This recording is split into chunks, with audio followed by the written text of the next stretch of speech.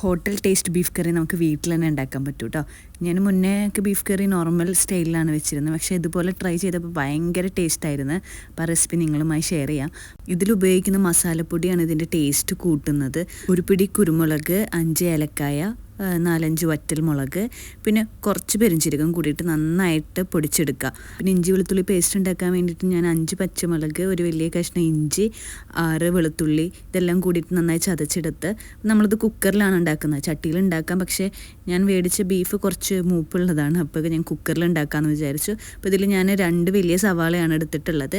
പിന്നെ ചുവന്നുള്ളി ഉണ്ടെങ്കിൽ അത് നല്ലതാണ്, പക്ഷേ എൻ്റെ കയ്യിലില്ല. പക്ഷേ ഒരു 10 ചുവന്നുള്ളി ഉണ്ടായിരുന്നു, അതിട്ടു. ചുവന്നുള്ളി ഉണ്ടെങ്കിൽ നല്ല ടേസ്റ്റ് ആയിരിക്കും. അപ്പോൾ ഞാനത് കുറച്ച് ഉപ്പിട്ട് നന്നായി സോട്ട് ചെയ്തതിന് ശേഷം അതിലേക്ക് ഡയറക്റ്റ് ബീഫ് ഇടുക ചെയ്തത്. ഇഞ്ചി പച്ചമുളക് പേസ്റ്റും മറ്റു പൊടി മസാലയും കൂടിയിട്ട് ആഡ് ചെയ്യുക. ഒരു മീഡിയം തക്കാളി ഞാൻ ഫുള്ളായിട്ട് ആഡ് ചെയ്തിട്ടുണ്ട്. പിന്നെ ഈ സെയിം അളവിലാണ് ഞാൻ മസാലപ്പൊടികൾ ഇടുന്നത്. 5 സ്പൂൺ മല്ലി, 1 സ്പൂൺ മഞ്ഞൾ, പിന്നെ ആവശ്യത്തിന് ഉപ്പും ചേർത്തിട്ട് ഞാൻ 5 വിസിൽ വരുന്നവരെ ബീഫ് കുക്ക് ചെയ്തെടുത്തു. നമ്മുടെ ബീഫ് കറി ഇവിടെ റെഡി ആയിട്ടുണ്ട്. അപ്പോൾ എല്ലാവരും ഒന്ന് ട്രൈ ചെയ്യുക. ആദ്യമായിട്ടാണ് ചാനൽ കാണുന്നതെങ്കിൽ സബ്സ്ക്രൈബ് ചെയ്ത് സപ്പോർട്ട് ചെയ്യുക കേട്ടോ. താങ്ക്